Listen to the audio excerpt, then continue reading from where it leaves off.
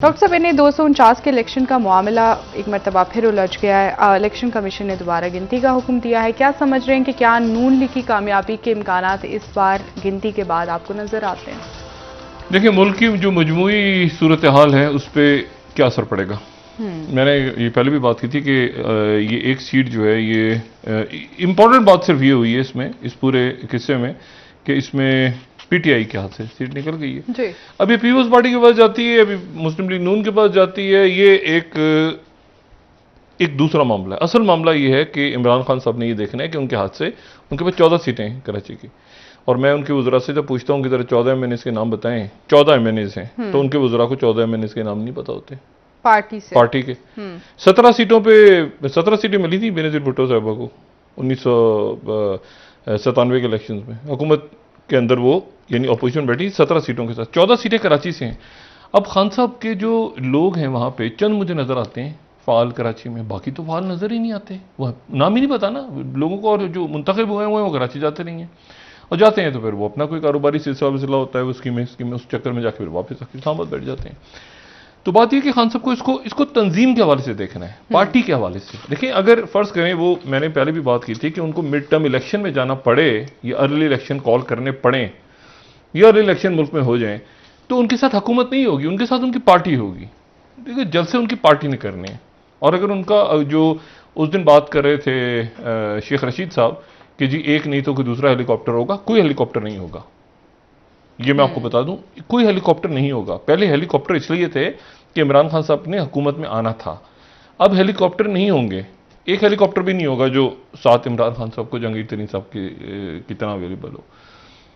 तो कारोबार, लोगों ने इन्वेस्टमेंट की हुई थी, लोगों की ह्यूज इन्वेस्टमेंट्स थी इमरान खान साहब पे, ठीक है। अब वो अगर इमरान खान साहब की हुकूमत, तो उनकी कई और जगहों पे इन्वेस्टमेंट्स, एक ही कारोबारी शख्सियत ने कई जगहों में इन्वेस्टमेंट की होती है, ये जीत जाए तो भी ठीक है, वो जीत जाए तो भी ठीक है, वो जीत जाए तो मसला ये है कि ऐसे नहीं होगा कि फौरन ही इमरान खान साहब। अभी तो इस बात को छोड़ दें ना, अभी तो मैं जो बार बार गुजारिश करता हूं कि इसको इस तरह से लें कि इमरान खान साहब बराए करम, आज जैसे उन्होंने मीटिंग की, मुझे नहीं पता उसका, उस मीटिंग के जो उसमें लोग थे वो कितने यानी कितने यकसू हुए आपस में, उनकी लड़ाई हुई नहीं हुई, लेकिन ये कि मुझे ये अच्छी तरह से पता है कि जैसे रज़ाक दाऊद साहब का मामला कुछ और है, मैशत के नुक्ता नज़र कुछ और है, शौकत तरीन साहब का कुछ और है, हफीज शेख साहब का कुछ और है, फिर बिजली की कीमतें शायद दोबारा बढ़ने लगी हैं। तो अब ये वो इश्यूज हैं जिसको खान साहब ने देखना है प्रॉपरली। और अगर आप उसके साथ ही जो मैं बार बार बात कहता हूं कि खित्ते के हालात और वाक़यात बड़ा असर डालेंगे, तो वो ये है कि जी पाकिस्तान से हमारे जो आर्मी चीफ हैं वो पहुंच गए सऊदी अरेबिया। अच्छा, सऊदी अरेबिया का उनका दौरा ये बहुत अहम है, बहुत अहम है। बहुत को मैं इन्वर्टेड कॉमर्स के साथ लगा रहा हूं, ये बहुत अहम है, क्योंकि एक तो सऊदी अरेबिया हमारा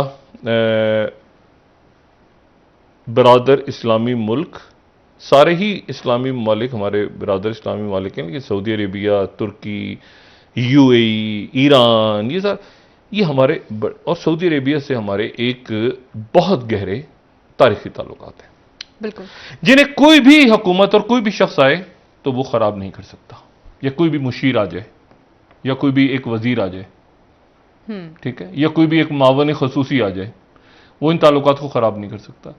ये रियासत और रियासत के दरमियान ताल्लुकात हैं, स्ट्रेटेजिक पार्टनरशिप है पाकिस्तान की, टर्की के साथ भी, यूएई के साथ भी, सऊदी अरेबिया के साथ भी, चाइना के साथ भी, अमेरिका के साथ, इन मुल्कों में स्ट्रेटेजिक पार्टनरशिप मिलिट्री लेवल पे।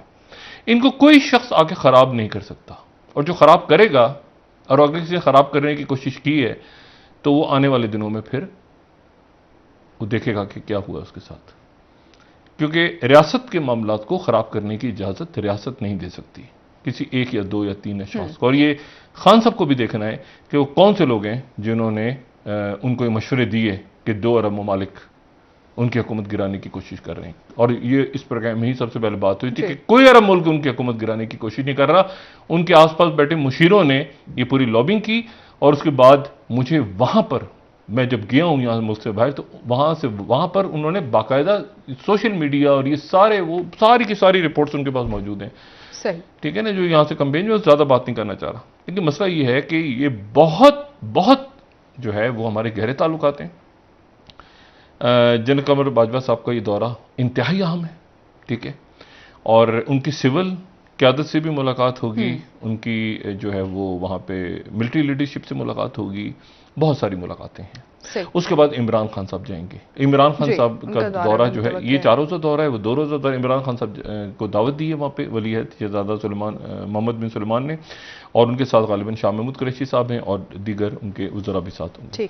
लेकिन बात यह है कि इस ताल्लुक़ को ख़राब करने की मुनज़्ज़म कोशिश की गई है, मुनज़्ज़म कोशिश, ठीक है। कोशिश तो नहीं कहूँगा मैं, साजिश कहूँगा कि पाकिस्तान को मुख्तलिफ मुल्कों से दूर किया जाए, और ये उसी किस्म की साजिश है जैसे पाकिस्तान को यूरोपीय यूनियन के साथ अलग करने की कोशिश की कि बाहर से नहीं की गई। छोड़ दें इसको, बाहर छोड़ दें, इधर ही हुआ है, हमारे सामने ही हो रहा है सारा खेल, और इसका पता ये बंडल आइलैंड और फलाना और ढिमाकन और किसको देने हैं और क्या, ये अभी खुलेंगी चीज़ें बहुत सारी। तो बात यह है कि ये जो है रोजवेल्ट होटल और ये वो सारा मसला, ये खान साहब को देखना है, अपनी टीम को देखना है, और अगर ये नहीं कि मैं मुझसे गलतियां हुई, अपनी टीम को संभालें। जो उनके अच्छे मुखलिस उनकी काबीना में दोस्त हैं और बहुत अच्छे लोग हैं, समझने वाले, जिसमें मुंतखब भी और गैर मुंतखब दोनों में, मैं उसमें ये वाली बात नहीं करता, लेकिन वो जो समझदार लोग हैं उनकी बात सुने इमरान खान साहब, क्योंकि ये ताल्लुकात बड़ी मुश्किलों से बड़े सालों में बनते हैं, और इनमें अगर कोई दरार आ जाए, और वैसे दरार कोई ला ही नहीं सकता ना, मैंने कहा कोई ला ही नहीं सकता दरार, ठीक है। तो ये बहुत अच्छा है, और अल्लाह करे कि दौरा कामयाब हो।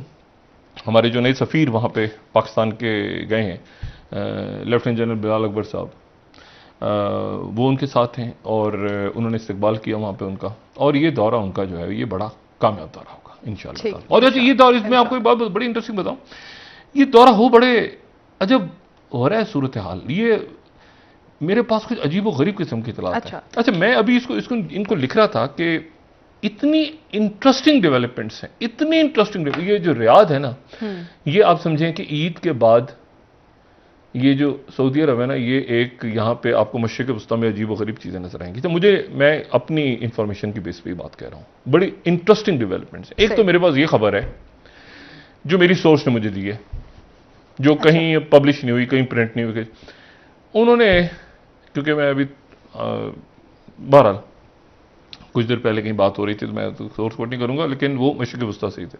बड़ी इंटरेस्टिंग खबर है वो ये कि सऊदी अरेबिया से एक आम शख्सियत जो है वो दमिश्क गई है, और दमिश्क में जाके उन्होंने बशारुल असद से मुलाकात की है, और शाम को दोबारा अरब लीग में लाने की पेशकश हुई है। अच्छा, अब अगर सऊदी अरेबिया डिनाई करेगा तो डिनाई कर सकता है, शाम डिनाई करेगा, लेकिन ये सोर्स जो है मेरी, वो बहरहाल हम मीडिया की अलग दुनिया है, मीडिया क्या, हाँ, तो मुझे वहां से खबर है कि ये करीब आ रहे हैं मुल्क, मुख्तलिफ मुल्क जो बरादर मुल्क हैं, इस्लामी मुल्क, ये करीब आ रहे हैं।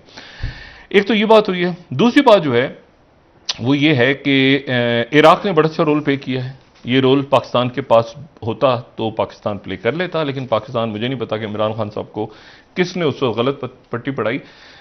ईरान और सऊदी अरेबिया के दरमियान जो है वो मुलाकातें हुई हैं, मामलात आगे बढ़ रहे हैं ईरान और सऊदी अरेबिया के दरमियान, और ये जो है, ये जो फाइनेंशियल टाइम्स की खबर थी कि 9 अप्रैल को मीटिंग हुई है,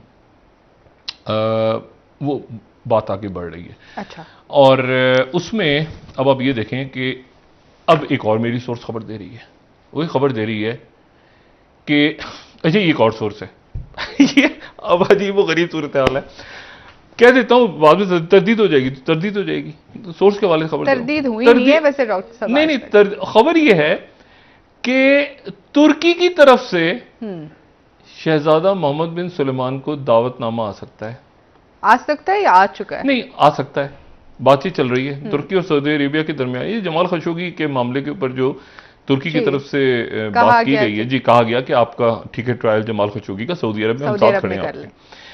तो उसके बाद जो है वो बर्फ पिघली है, और बर्फ पिघली है, बहुत ज्यादा पिघली है। मैं बहुत सारी बातें जो सोच के मेरी बता रही है उसको छोड़ दें, वो बाहर है ना, पाकिस्तान से बाहर की खबरें हैं, लेकिन मैं बता रहा हूँ कि ये बड़ी जबरदस्त, बड़ी खुशी हो रही है इन बातों पे कि जी, अगर तुर्की के साथ सऊदी अरेबिया के ताल्लुकात अच्छे होते हैं और सऊदी अरेबिया और ईरान के ताल्लुकात अच्छे हैं, तो इराक के वजीर आज़म ने रोल प्ले किया है।